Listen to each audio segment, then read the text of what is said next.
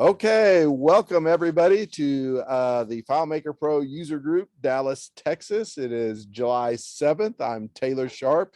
Greg Price and myself are your chapter co-coordinators, and we're glad to be here today. I'm joining everybody from Montana. So I'm enjoying some cool weather up here. I wish I could send it down to you guys, but anyway.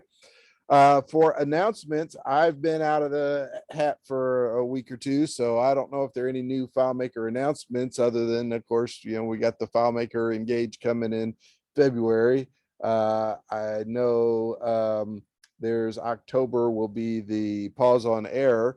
And do any of you, Dennis, you have any announcements, new things from Claire's FileMaker? Nope. Okay.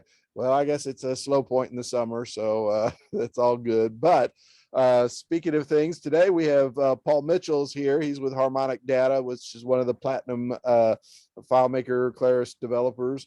And he has been troopsing around the world sharing what he's going to share with us today. So we're quite jealous. So we know that if he's given to the internationally, he's practiced up and is going to give us a real professional one here. We're looking forward to hear from it. Just don't do it in German this time. So, so without further ado, Paul, it's good to have you.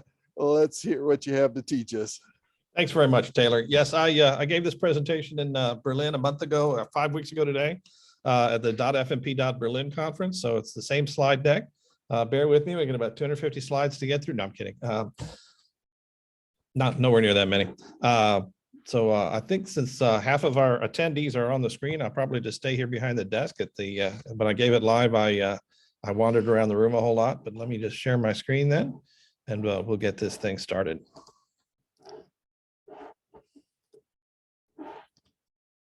And if I hit this button and then this button, we should be good to go. Are we there? All right. So scope control. We're going to talk about how to understand the client workflow, gather requirements, determine the appropriate scope, and keep that scope under control. Keep things from getting out of hand. Hello, I'm Paul Mitchell. No, the shampoo was not named after me. Everybody asks that. Potbelly Sandwich Works is named after me. I've been a FileMaker Pro professional since 1998. I spent 4 years working in FileMaker tech support. I've been an in-house developer for 2 different companies for a total of 9 years. I previously worked at Soliant Consulting and Productive Computing, but now I've been at Harmonic here for almost 7 years. Everything all right, Fred? I should minimize this. Am I blocking my own presentation? All right, let me see if I can see that. That's not what I wanted to do. All right. I don't see my cursor on this. There it is. I'm trying to, I don't see my cursor, Fred. All right, let me do this and then that. And then this again. That should be better. Feature, not a bug. It's a feature, yeah. Okay. We'll talk about that later.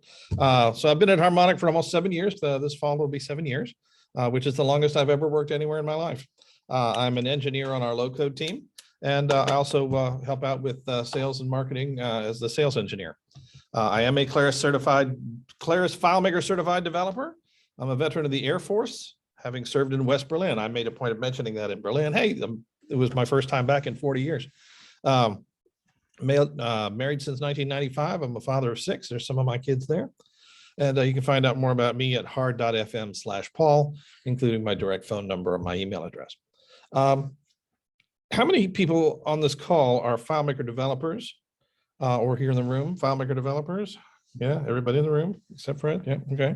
How many of us are certified FileMaker developers in any way? Cool. All right. I'm going to see if I can open this again. I cannot. All right. I actually want to see people's faces here. Can I do that? Yes, I can. All right. Now I can see. Now I can see you raise your hands. All right, cool. How many of us have a computer science degree? Anybody? Not me either. How many of us dreamed as children of growing up to be FileMaker Pro developers? Anybody? Nobody. Nope. Nobody dreams of being a FileMaker Pro. We all just kind of come to FileMaker Pro, not saying, "Oh, I want to work with computers," not "I want to be a software developer."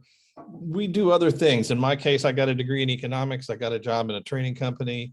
And then I just I needed something. And so I got hired to do tech support, and they taught me FileMaker. A whole lot of other people have got into FileMaker through other means. You know, they were working at some other company that used FileMaker, and they became the person who was good at it. Nobody comes directly into FileMaker. We all kind of come sideways into it, don't we? And so we don't learn a lot of the disciplines of software project management, development, so forth. And a lot of us are self-taught, and a lot of us have come into this by the means of by a wide variety of means. And so what I'm going to share with you today is my opinion. It is not based on my personal expertise. It's my opinion. It's my effort to learn from the experiences that I have either seen directly or witnessed. And so I'm going to share with you. Let me just start by defining my terms. So these definitions, and I'm not going to read all 5 of them to you, are from dictionary.com, and they all define the word scope in different ways. But for our purposes, the scope of a software project includes everything that's required to enable the agreed functionality of the resulting app. And in my opinion, the most important word in that whole definition is the word agreed, because it depends on communication. Let me tell you a sad story. I came in as a developer on a software project. I came on after the workflow was studied and the scope was defined by other people. It was a major upgrade to a key module of the client's FileMaker Pro database, which they used to run their entire operation. It was the final client meeting before we were going to deploy the update. And one of the users in the meeting asked, how do I do fill in the blank? And I said, is that something you do regularly? Do you do that in the current system? Yes, she could, and yes, she did. Well, everybody loves scrambled eggs, but nobody likes to have to scramble to get a project done, right? So some very uncomfortable conversations followed with the client, with the design team, and among the development team. And as we scrambled to correct this scope deficiency, there was a great deal of scope creep. So let me come back to these 2 terms. Scope creep. Who's heard the term scope creep? Those of you in the room, raise your hands. Okay. I did a Google search. I got thousands and thousands of hits. It's a very common term of art. Of course, we all know. Oh my God. How did this work? Scope creep is when the client or even the developer wants to add features or functions that are not in the agreed scope. It's not really part of the MVP, that minimum viable product. And that's a new term to me. I first heard it one of Heather's presentations 8 months ago, something like that. And I've become a big fan of that concept, and I want to explore that more. But it's not truly part of the software that you actually need to develop to get this project done. There are risks involved with scope creep. You get potential budget and schedule overruns and the bad feelings that come along with this. And there's a worse risk. Last minute modifications can break working code. Something works. Oh, I have to change this other thing, and you think it's not related, and it is. But there's an opportunity. Maybe you can deliver with the minimal overruns and be a hero. I love that feeling. Scope deficiency. Who's heard the term scope deficiency? Anybody ever used it? I did a Google search and didn't find any. I may have coined a new term. By scope deficiency, I mean when it's discovered that the defined scope won't support mission critical functionality. One of the other presenters in Berlin talked about a similar concept. He called it emerging requirements. It's when you're working along the project and you discover, oh, here are more requirements that we didn't know about. So the user won't be able to use this app that's built according to this scope to do his job. Same risks as above, but now they're not optional. Now that you also have the same opportunity. Maybe you can deliver with minimal overruns and be a hero, but now it's a Curious George kind of situation where you're solving a problem that you participated in creating.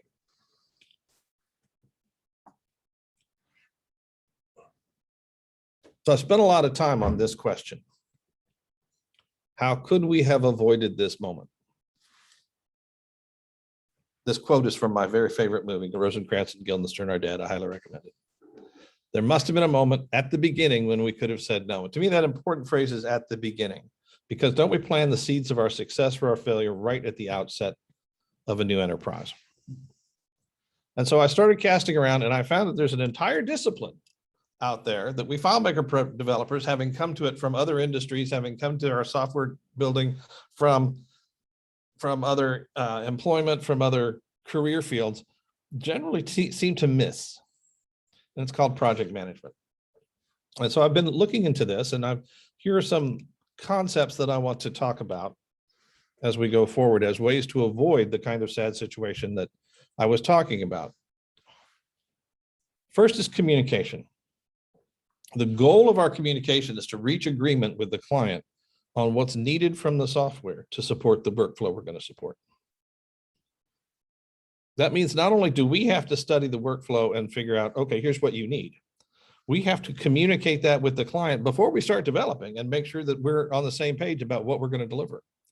We have to agree on expectations around the budget, the development schedule, and how we're going to communicate through the project. We have to be clear with the client about their responsibility for defining the scope, the testing, the communication. We have to make sure we have their buy-in, because the client has to be part of the project. They have to be an active part of the development team. So communication is not a step that we can complete. It's the foundation of the whole project.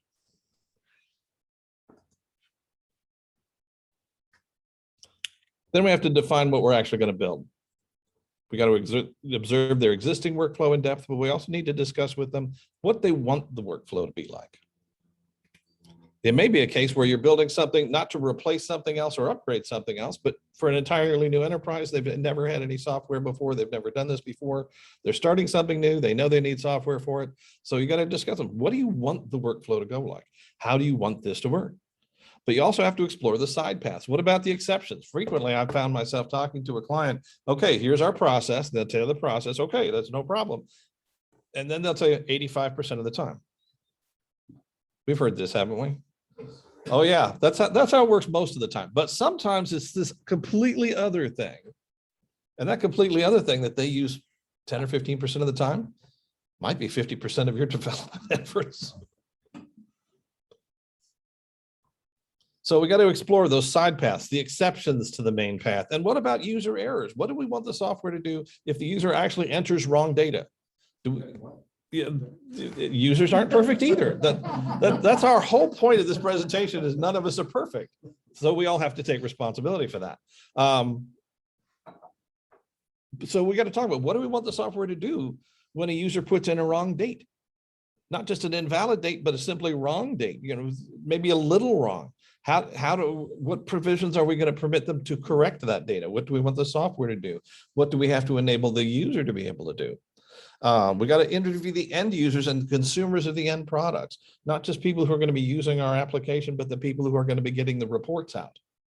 Are we exporting data for accountants? Are we exporting data for managers? Are we issuing some kind of reports? We need to make sure that we know what the consumers of the output of the database are expecting. So this is the stage where we define the scope. What does the software have to do? Then we're going to design it. This is the part we're all good at. I'm not going to go into a lot of detail here because we all know this stuff. Decide on what the best ways are to fulfill the scope. Data definitions, UI, UX design, accessibility, automation, reports. What technologies are we going to use? Are we going to use FileMaker Pro, FileMaker WebDirect, FileMaker Go? Are we going to do custom web publishing? What are we going to do? How is it going to be hosted? Is it going to be hosted on Windows, on Linux? God help us on Mac. What are we using? Is it going to be AWS cloud, FileMaker cloud, on-prem? What kind of security do we need? Accounts and privileges. This is where we define the software. This is where we design the software. How does it do the things that it has to do? This is the thing we're all good at. And I don't need to tell you how to do this because you guys are all good at this. We need to document the scope. because this is how we're going to communicate with the client. Start with user stories and use cases, but that by itself isn't documentation. That's how that's the thing we use to build the rest of the documentation. From our user stories, we can then design wireframe interface designs, build that list of supported tasks and functions, possibly even start a future phase or a future feature function list. The FFF list, I like that. The future list. What is it going to do in the future? Not now, not this version, but hey, this will be good to do in the future in the second phase, in the third phase. Maybe build an entity relationship diagram. I tend to start with that. That's how I get my head around a project. Write a test plan. If you can design to the test, if you got a thing that says it has to do this, when I do this, I want to be able to do this. It has to result in that. If you can design a detailed test plan in advance that your developers can develop too, they know when they've succeeded. You might want to build in a Gantt chart. You will certainly want to have some kind of development schedule, and you're going to want to have a budget. And these all have to be things that the customer you're going to talk to them about.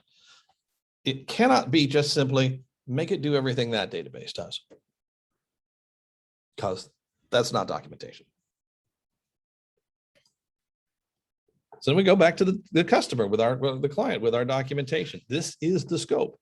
And so they need to be aware and familiar and conversant with all the documentation. We need to make sure that he understands and agrees with it all.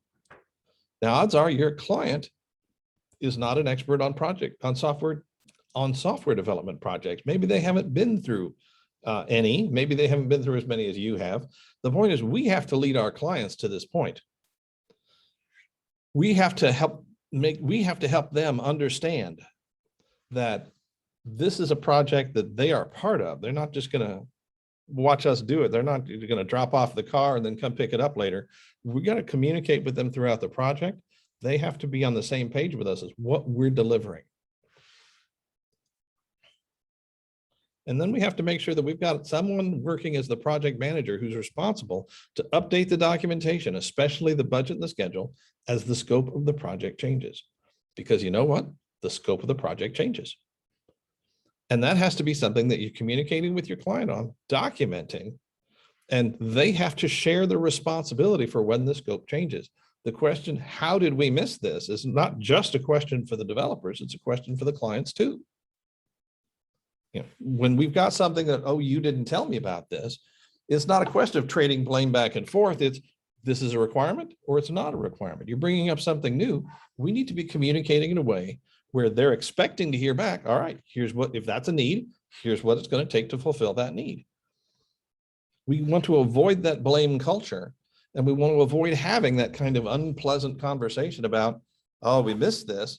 But if we miss this, it's we all miss this, not just the developers, not just the design team, but also the client, the users who signed off on a project that said, yes, this is what we need you to do for us. And then that's not what they need us to do. I'm going to have a long conversation period in this. Next is the execution phase. Again, this is the part we're good at. We've got to make constant use of the documentation though. Once we've got documentation, we need to be frequently comparing our output to the requirements. So when you get clever ideas for features to add, and you will because you're clever, put them on the list for the next phase. Don't just add them to the current build. And then you got to find the right pace to develop at. If you're going too fast, you're going to make mistakes. You're going to get burnout. You're going to lose sleep. If you're going too slow, you'll forget what you did last week. And your client's going to have a limit too as to how big your invoices can be. So that'll also be a constraint on how fast you can develop. Got to test it. Got to test it. And we start testing before we're finished developing.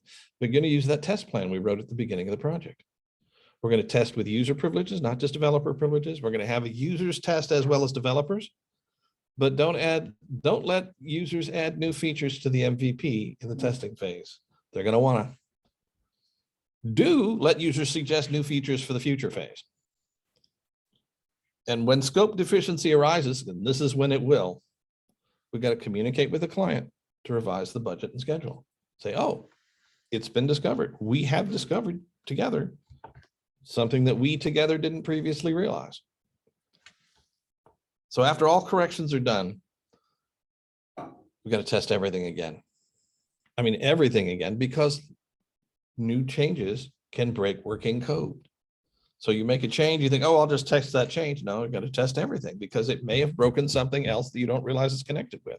And this is why we have to avoid last minute fixes. You don't want to just, oh, I can fix that as you're deploying software. We really, really, really want to avoid that. That leads to tears. So we keep communicating with the client, got to confer often, show off the work in progress, keep them up to date about obstacles, delays, solutions. We got to be transparent about that.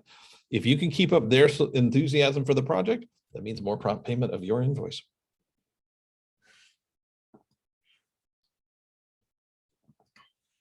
Finally, we deliver the product. But of course, we never just drop off the package and walk away. We're not Amazon. Got to schedule time for post-delivery bug fixing. That's got to be part of the schedule. That's got to be something that we're talking about from the very first. This is the period during the project where we will fix the bugs. Clients don't like to talk about bug fixing, but the fact is bug fixing is part of all software development. Microsoft releases software with bugs, then they release updates. Apple releases software that has bugs, and then they update it. Claris releases software with bugs, and then they update it. We all have bugs in our software, and it always needs to be fixed. Don't feel bad about it. I know I personally take bugs in my software because I take it personally. What do you mean my stuff isn't perfect? I mean, nobody's perfect. I'm not perfect, but my software is supposed to be perfect. That's not realistic. It's not realistic for me to think of my own software. It's certainly not realistic for my clients to think about that for my software. So we got to schedule time for that. Don't let bugs get you down. It's just part of software development. Your client can't afford a developer who never lets bugs in. And if he could, he would have hired him in the first place. If he could find him. Because of course we know there isn't anybody that does that. You never promised that there would be no bugs. We need to be promising that there will be. We need to be talking from the beginning. When the bugs come up, here's how we're going to address them. But this is not the time to let scope creep get in. There will be ideas for new features while you're fixing bugs. Add them to the list. Rinse and repeat. Schedule a meeting to review the finished project with the client. Get their feedback if you haven't already, especially when you want to know what you can do better next time. Because if you're not learning from the current project, you're missing something important. And of course, bring along your next phase feature list to that meeting and start planning the next phase of the project. Don't skip on the steps. Make sure you document the next phase as well as you did the first one. So in the words of Russell Brand, that's just what I think. What do you think? I'm going to open this up again. Let me get out of this and open the screen up for discussion. Let me see everybody. How do I do this? Does this button do that? Nope. Maybe if I drag the window larger. There we go. Now I think I can see everybody. So now is the conversation part of the meeting. We've got till 12:30 Central Time, not Montana time. You guys can see yourselves up there. Or I can I turn this around and let us see the whole room? Is that a possibility? No. Did I lose the big screen? Yeah, he lost the big screen. There you go. I don't know if they can see us. You see everybody in the room?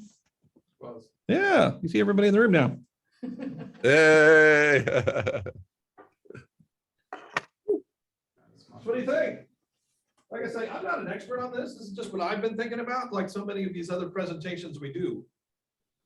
This is not my expertise, it's my opinion. It's the thing that I'm studying right now of how can we do this stuff better. Go ahead and toss out whatever questions, comments you've got. Heather, you had your hand up a minute ago. I did. At one point, you were talking about scope change. And I was just going to comment that my kitchen contractor called those change orders. Yeah. And so I think my point in bringing that up is that other contractors in other fields that build things, as we do, they know about these things. Yeah. And they have a way of handling them. And if a client comes up with an idea or a client forgot about something, if it wasn't in the initial plan, then it's a change order. Right. And I pay more for it. You know, so, and we as software developers, maybe other software developers are used to this, but FileMaker developers, in my experience, we feel bad about that. I had the exact same And we experience, you're right. feel, we tend to feel guilty. Oh, how did we miss that? How did we not think of that? Mhm. Whatever it is that we're telling ourselves, and then we end up giving away money, Yes. right? And we have to learn, like my kitchen contractor, Mhm. that it doesn't matter if he's the one who missed it or I'm the one who missed it. It got missed and it wasn't part of the original plan. Exactly. And therefore it costs more. And that's something that I really believe that we have to start communicating about from the very beginning of the project. Mhm. And that's pretty much my whole point. Paul, just a big, Paul's right here. That mic on the tabletop is hot for them. I need you to not stand near that mic. Anybody else? Is the color there? Bob? Yeah, Dennis Barnes here. You know, long ago, before we had services like Uber, I drove a cab when I was 20 years old. And if somebody got in the cab, they couldn't ask me to give them a quote on how much money it's going to cost to get them from JFK Airport to someplace in New Jersey. There was a meter, and the meter ran, and they paid when they got where they were going. They couldn't predict whether there was going to be traffic along the way or not. Now, it's hard to apply the same thing today when we have services that can calculate all of that stuff automatically. But at some point, I find it necessary to remind a client when it comes to scope that if I was on their payroll as an in-house developer, my hourly rate might be different than it is as an outside contractor, but they wouldn't be questioning things about scope. I'd be on the payroll and I'd be told to do what's necessary to get it done, and it would take as long as it takes to get it done. It's not an absolutely parallel situation, but it speaks to what you were talking about communication. And one of the issues that we deal with today is that people are really bad at communication. If you give them explicit instructions where you detail something and it goes beyond 3 bullet points, they don't want to read it. And if you engage somebody in a Zoom call like we're doing today, you don't really have the certainty that they're paying attention. They could be clipping their nails or checking their email or doing something other than what you expect them to listen to. So I don't have a solution to it, but it's a problem that is really difficult to manage in today's world. Well, I agree with all that, certainly, but I think increasingly our clients are expecting us to tell them what it's going to take in advance, even though in building custom software, we are by definition doing something that nobody's ever done this exact thing before. Nobody's ever made one of these before. But there's 2 FileMaker characteristics that make that even more complicated. One is a unique attribute of FileMaker that doesn't exist in most other software products, which is that we can develop on the fly. So just to make up a real simple example, if you've done something for a client within the scope that sends an email and you get a phone call and they say, oh, could I add a CC recipient to those emails? You know that it'll take you 2 seconds to add that thing, and it would be more time consuming to write a memo that defines the scope of this particular enhancement than to just do it as a courtesy. But if they start asking questions that would involve a plugin or would involve hosting that they don't understand, then you're in a different dimension. And FileMaker tempts people into building on because it is so flexible, and it has the tendency to inspire people to come up with new ideas for things that perhaps they didn't ever think about before, or as you said, they just didn't come up during the course of the discussion about the initial scope. Which is something that I love about FileMaker. It does inspire that, oh, if you can do that, can you also do this? Exactly. kind of inspiration. And Or I as love that. or as a client, can I jump in and do this? Right. Which they also do. And following on with your example, Dennis, so they want to add a CC to the email, no problem. I think any one of us here would probably just do that. You're right. It's easier and quicker and cheaper to just do that and spend that 2 to 5 seconds to do that. But once they see that you've done that, they're probably going to also say, for example, well, you know, that report that we just ran, I want to have that report as a PDF attachment to the email.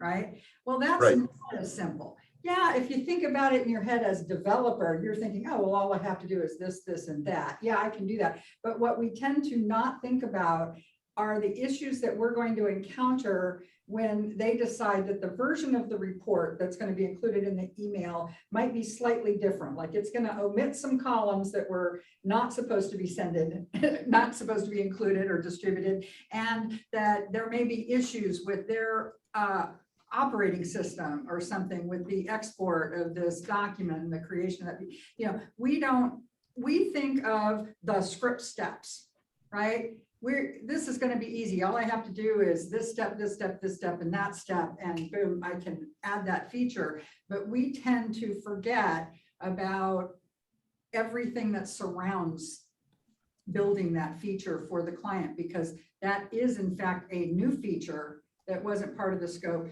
and it's going to involve communication and back and forth as we build it. And I think that's an area where we underestimate ourselves and the effort that's going to be involved, because it's not just us. I'm historically horrible at estimating. You know, I understand that. I own it. You know, I give my Can I estimates. interrupt you for just Yeah, a second on that? yeah. One of the things I said in Berlin when we, at about this point in the conversation was, if you think you're good at estimating in your own opinion, raise your hand. Anybody? I don't see anybody on the screen showing me their palm. Okay. Yeah, so, well, thank you for making me feel better. But yeah. Nobody in Berlin raised their hand either. I give an estimate, and Steve and Matt automatically double or triple it, right? Yep. Because they know. Because what I don't take into account is the fact that I don't work in a vacuum. I have to deal with clients and their feedback and what they left out, and I have to deal with interruptions and, you know, being human. And so we have to get away from the just thinking about the script steps that are going to be required in order to implement this functionality that they want. And so your example, I think, was really good, because the, you know, add a CC, that literally is just a single step, right? And that's easy enough for us to do, but we are so inclined, once we've done that, to underestimate the effort that's going to be involved for something that sounds like just a little bit more and is related to, in fact, the same feature, which is the email. And we have to be really cautious about that. Bob Trammell, you've been trying to get in. Yeah, I think the only thing I'd modify on what we were just talking about is that when we give a quote or an estimate, there's definitely a list of features that's in there. And anything they ask for, like the CC, right? If we could teach ourselves to make just a change in the conversation, we could just say, that should be pretty simple. Do you want me to do that? Because it's not on the list of things that we said we're going to do. And if they say, yeah, go ahead, it may be 5 seconds. You know, around here, we always build a minimum 15 minutes. So it may take 5 or 10 seconds and it's done. Maybe there's no complications and no other impacts, but now it's billable because it wasn't, the customer clearly sees, it wasn't in the original scope of work. I did want it, and I had a verbal estimate that it was going to be simple. And now it can show up on an invoice without any kind of, they can't say, hey, you told me this was a $500 job and now it's $520. You know, was that bait and switch? No, you remember we had this conversation, and you followed up with an email. But regardless of whether there are other complications or not, it's out of the scope, and the customer needs to know about it so that everybody gets treated fairly. Well, Bob, this is Taylor. One of the things that a couple of things have there is, first of all, I noticed you have a minimum time. You guys do a quarter hour. I know a lot of places the minimum time is an hour. So, Yeah. but that's an interesting thing also to have an agreement with a customer. If you have a small request, there is a minimum, just because it takes me 5 minutes to do. The reality is it takes more than that because there's the accounting and the everything that else goes with it. So, certainly, having an agreement of what of a minimum hourly rate is if you are doing things by hourly versus project stuff is one thing. But the other thing too is when you're is who is telling you to do this. And one of the things I like to be very clear in with my clients is who is authorized, who's my project manager, who can tell me what to do. Because I mean, everybody in the company can come up with good ideas and tell me, oh, I need this. But one of the questions that I always try to do is I try to make a point person as a project person that says, okay, great idea, run it through your project manager here. And when it shows up on my list, I can take care of that. But it needs to go whoever that project manager is, because among other things, you find out project managers also will say, well, yeah, we need that, but that's a low priority. And you can force it back to their project manager to decide when and how you're going to do that. And so that's one thing I try to do. And I also try to make each of my clients pick a single project manager. I don't want everybody to be my project manager. Yeah, those are good. There was a meeting we had a few months ago. You might remember who it was, but I brought up the subject of a glossary of FileMaker terminology that I give to the client. And there was a lady who attended that meeting, and I don't remember who she was, but she asked me to send it to her, and I did. And the point about it is that new clients especially don't understand certain terms that we speak in. It may be something like, what is hosting, or what is a plugin, or what is WebDirect? And I probably have 20 or 30 things in there and they do have an impact on cost. Well, also, Taylor, if you're doing things by the project, you're trying to manage to that quote, if you will. Anything like adding a CC or a BCC or whatever to an email, that's not in the scope, and you're just absorbing it if you leave it as part of the project build.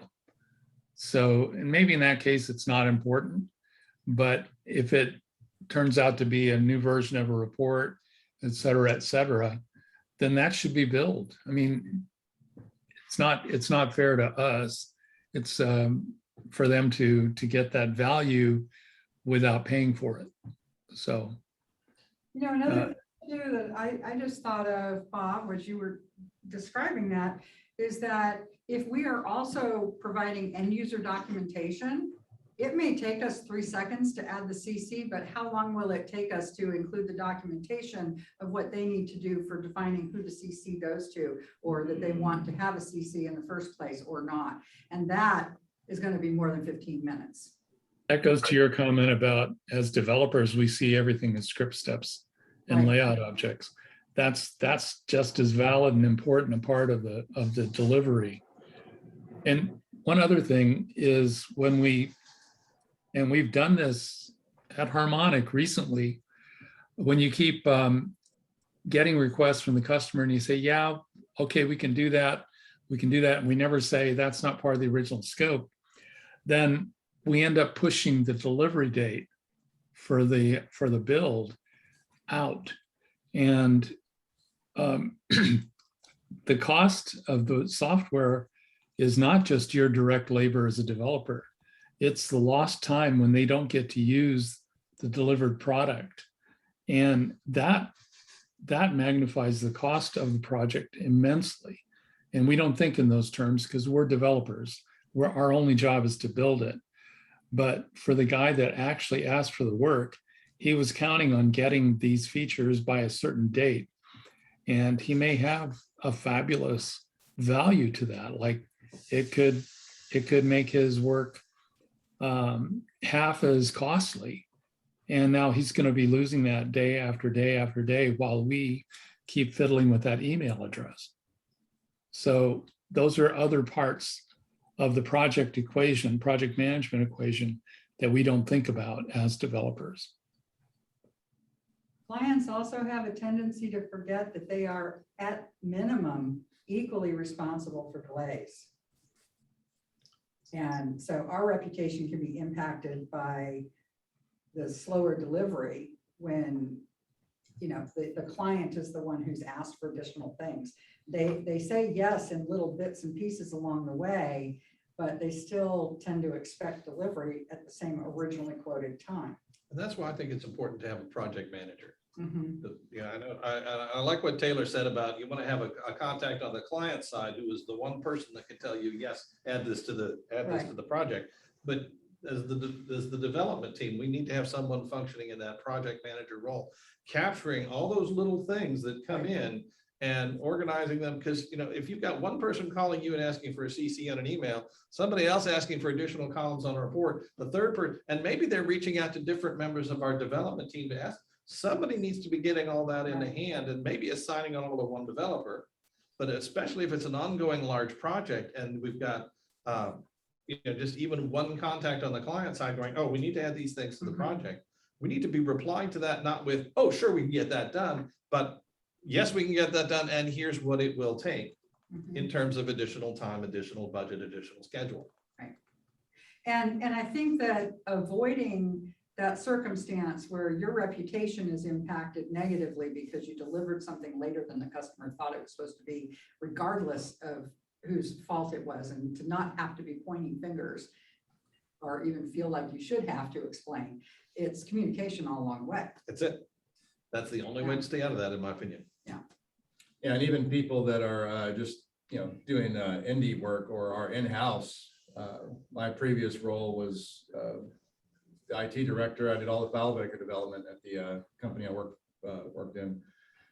And I learned what I had to learn pretty quickly was that, you know, that I was getting lots of requests because I was the only developer in-house, and everybody's got a request. They all want something that's either not in the system or they want it to work the way they want it to work. And sometimes they're just conflicting, and sometimes there's just too many requests. And, you know, I overextended at the beginning of that role and quickly learned that, you know, when someone brings you a request that's going to interrupt the one you're working on, not to make that decision yourself, but to go to let that person know, here are the other things I'm currently working on. If you go talk to these other people that are going to be affected by this interruption and they give me their blessing, then that's what I'll do. That's the thing I'll work on. But instead of taking on those decisions myself and trying to assign, you know, different levels of importance to different people's work, because everybody's important. Everybody's an emergency, of course. And so that was just resulting in a lot of stress that I was just needlessly taking on. So I always found it helpful to just say, hey, here's what's going on. Go talk to the people affected. And if they don't mind their work being interrupted, then I'll make yours the priority then.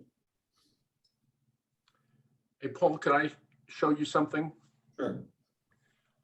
This is something that came up for me just yesterday.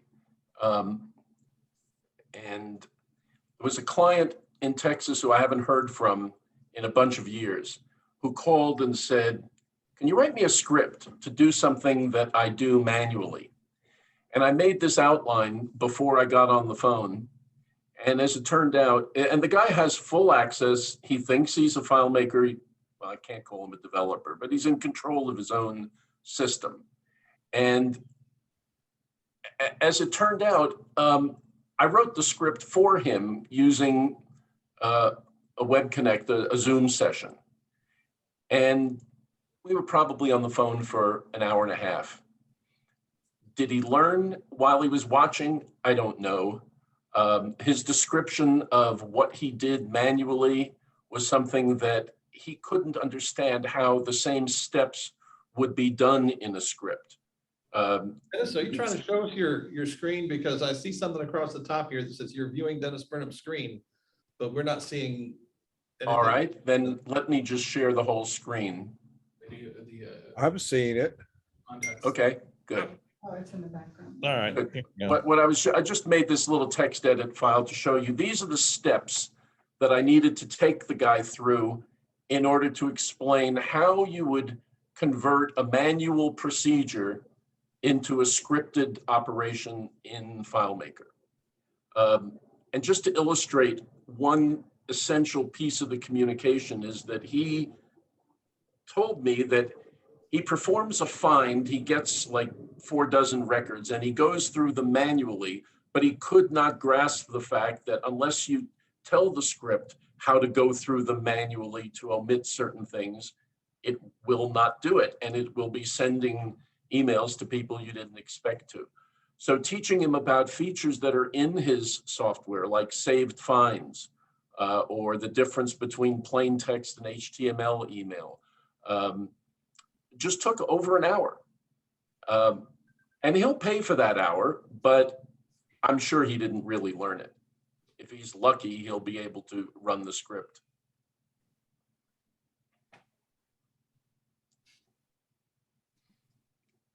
Okay. Kind of a guy who's been a novice user of FileMaker for probably 25 years. I remember doing tech support. We had to do a lot of that sort of thing. I remember teaching a woman to do just drag and drop on a desktop. Reminds me of when I taught my husband how to create a button.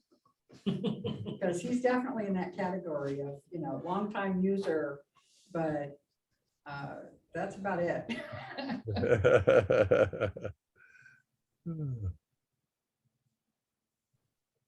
Well, anybody else have anything? Gerard, Florence, Greg? Well, just adding on what we've added on lately, I have a client that I've done some work for, and the quote is, "I need to have a button. I need to have a button." So the question is, and then it's always, well, that button on that other, going back to what the presenter did here, I have this button on this other page. I'd like to have it on this page. And, you know, it all is about the perspective then, you know, or do we have the right perspective as far as the data is concerned and stuff like that? So people see what we do and they see it as being easy, like we've been talking about earlier, but it's, can you add a button? Can you add a button? You know, so that's another common one that I hear often. One of my favorite things is that clients never understand, users never understand how hard is their request. And sometimes they'll ask you for something that they think is the easiest thing in the world. And when you tell them it's going to be 3 weeks to get that done, they just don't understand. And sometimes they can call you and say, "Oh, I need something. I'm really sorry to bother you. I know this is going to be a huge request." And they ask for it, and you can complete it while they're still on the phone, and they think you're a superhero.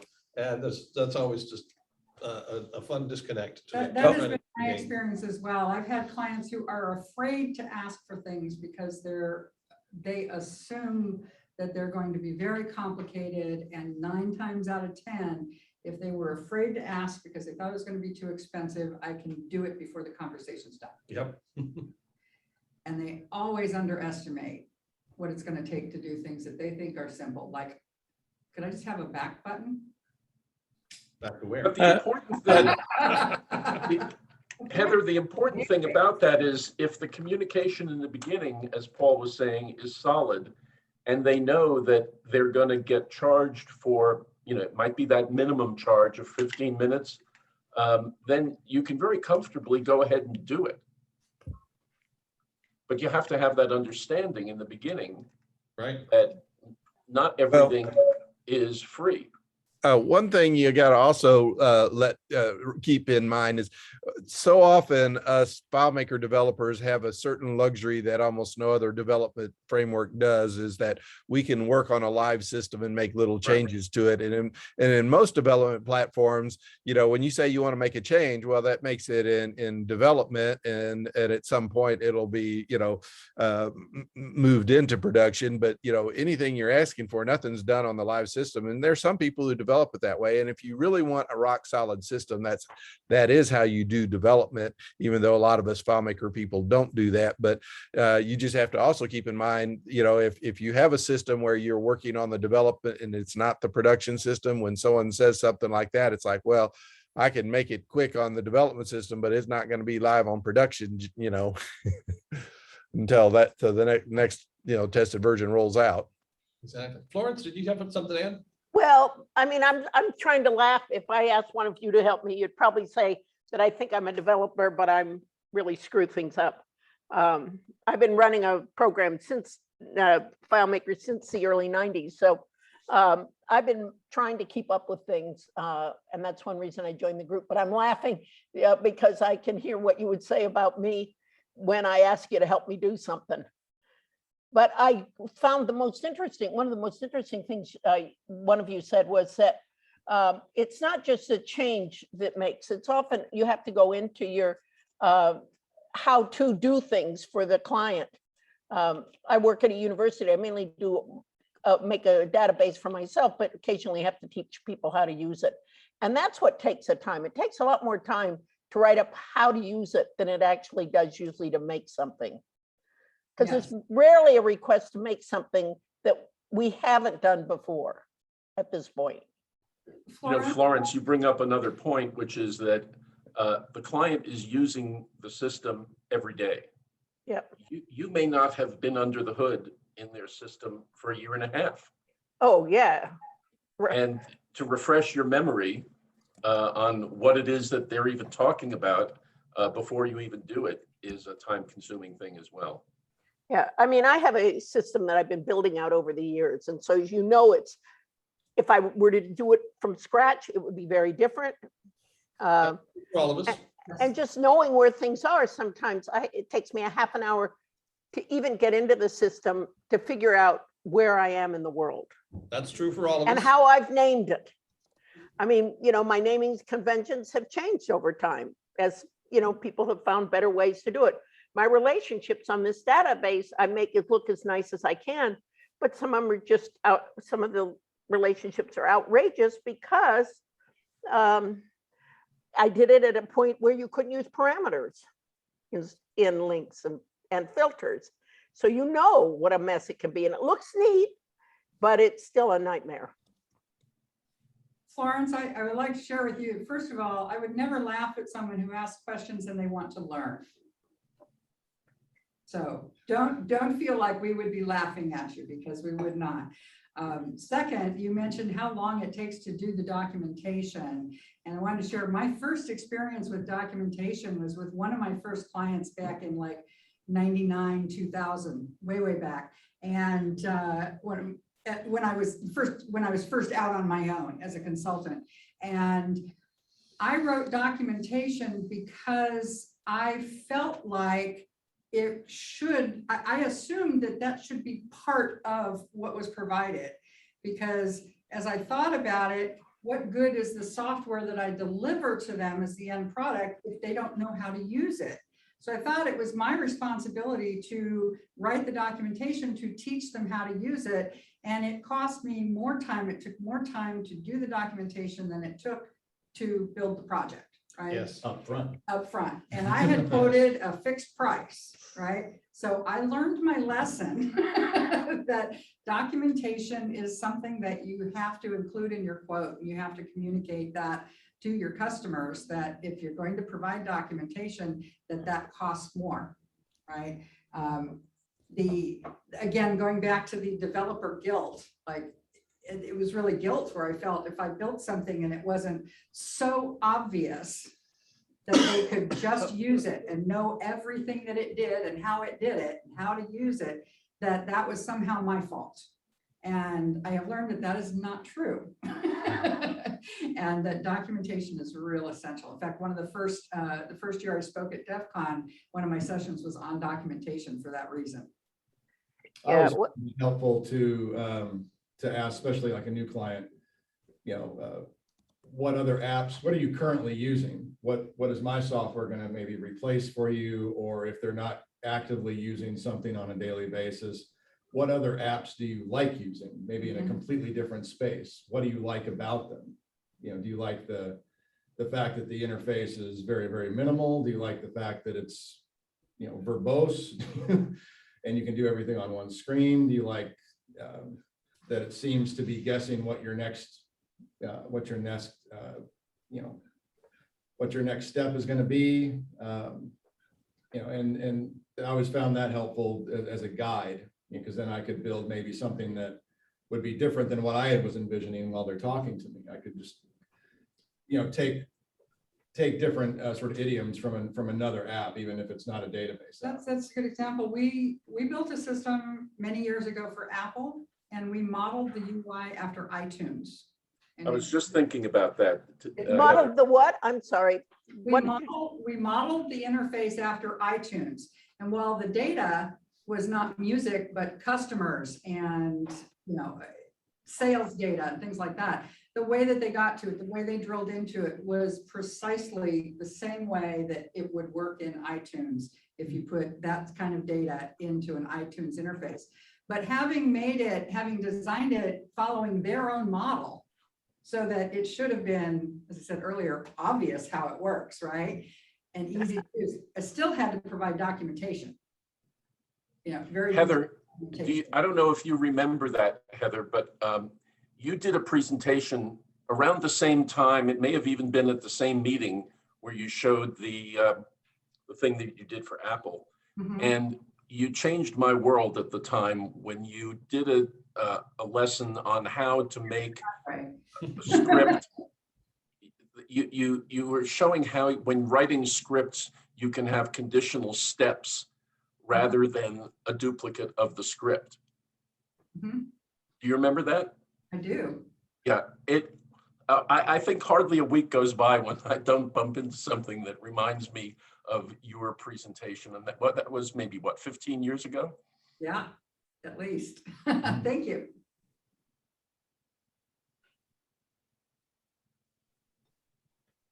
Anybody else got anything to add? Well, Taylor had a hard stop at 12:30, but I think we're going to beat that. Oh, So, good. Florence, were you about to say something? No, I'm just listening. As I said, I'm sort of a lone wolf out here.